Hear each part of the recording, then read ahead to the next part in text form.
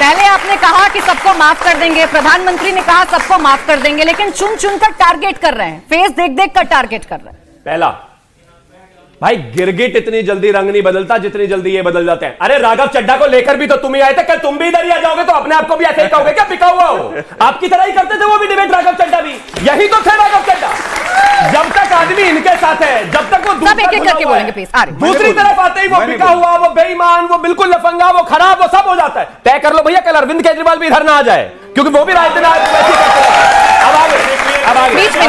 सर्वेश बीच में देखिए, कोई किसी के बीच में नहीं बोल रहा, हम संवेदनशील मुद्दे पर अच्छे से बात करते हैं। प्लीज बीच में नहीं, प्लीज बीच में नहीं। अच्छा बोलिए। मई 2023 भावना किशोर एक महिला थी, एक महिला पत्रकार जिन्होंने इनके अरविंद केजरीवाल के शीश महल को ब्रेक करा था, उनकी खबर बाहर निकाली थी।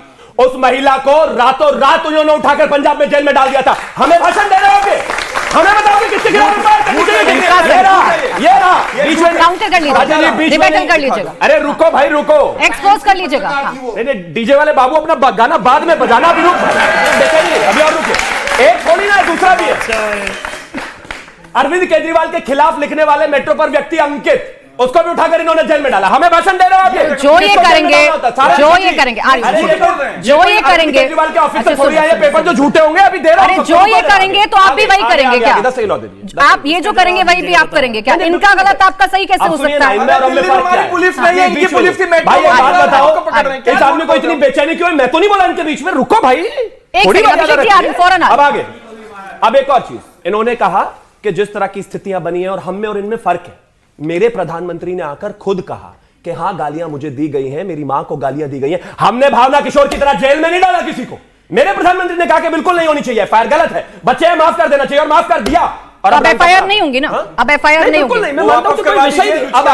अब आगे वापस होंगी एफआईआर ना भाई, हर 5 सेकंड में बोलना जरूरी है क्या? अब आगे आते हैं।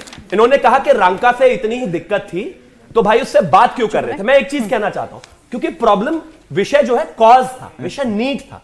नीट को लेकर अगर कोई भी व्यक्ति आता है हम उससे बात करेंगे, लेकिन ये तो बेचारा जो आपका ये कॉकरोच वाला है, ये अरविंद केजरीवाल के पैरों में पड़ा हुआ है। इस बात को भी डिनाई नहीं कर सकते भाई, इस पर तो बात है। इतनी नाराजगी क्यों है? तो उसमें दिक्कत क्या है? बिल्कुल अरविंद केजरीवाल के साथ अगर किसी का फोटो है तो दिक्कत क्या है? अच्छा मुझे एक चीज, देश के नेता ही है ना वो भी। भाजपा से है, आपको पता है मेरे नाम के नीचे प्रवक्ता लिखा हुआ है।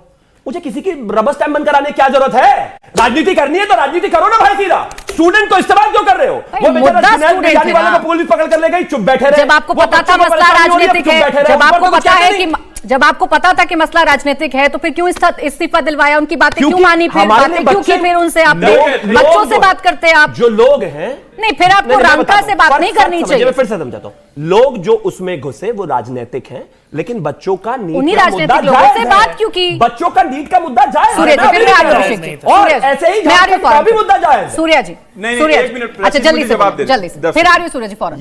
ये पत्रकारों की बात कर रहे हैं, उन पत्रकारों को जो इनसे सवाल पूछते हैं, उनके यहाँ रेड कराने वाले लोग और जेल में डालने वाले लोग, जेल में डाल दिया, एक बात जेल में डाला है। ये चुप रहेंगे फिर कैसे रहूंगा? क्योंकि आप भी तो बीच में बोल रहे थे। नहीं, वो रुक गए। किसी को हमने जेल में नहीं डाला। ये और अंकित की बात कर रहे हैं, मेट्रो में वो लिख रहा है दिल्ली पुलिस तुम्हारी और बता रहा है हमने जेल में डलवा दिया। क्या झूठे लोग हैं।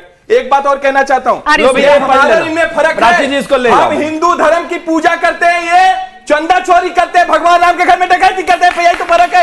यह तो मैं बार बार कह रहा हूं, ये चढ़ावे में चोरी करते हैं, ये गाय मैया के हथियारों से चंदा लेते हैं, यही तो फर्क है हमारे इनके में। बात स्टूडेंट्स की कर रही थी, अब आस्था पर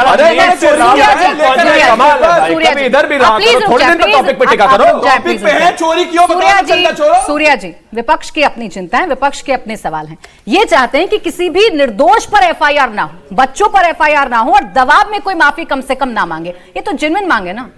बिल्कुल जेन्युइन मांग है प्राची जी। और पहले तो पूरे देश को और यहां उपस्थित मेरे युवा साथियों को भारत माता की जय और Vande Mataram.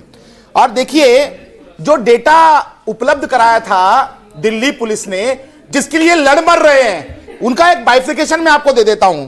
Murder 101, attempt to murder 62, डकैती 284, उसके अलावा रेप जो है वो 61।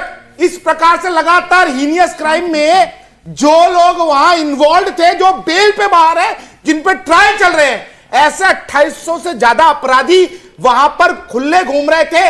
उन लोगों ने संसद भवन में घुसने की कोशिश की, उन लोगों ने पत्थरबाजी की, उन लोगों ने जो है वो हमारे पुलिस अधिकारियों के ऊपर जो अटैक किया, ठीक है, उसकी रिपोकेशन के अंदर वहां पर जब पुलिस ने लॉ एंड ऑर्डर संभालने की कोशिश की तो वहां लाठीचार्ज हुआ। उन पर कार्रवाई करने की बात कर रहे हैं दोनों ही। मैं अपनी बात पूरी कर लूं।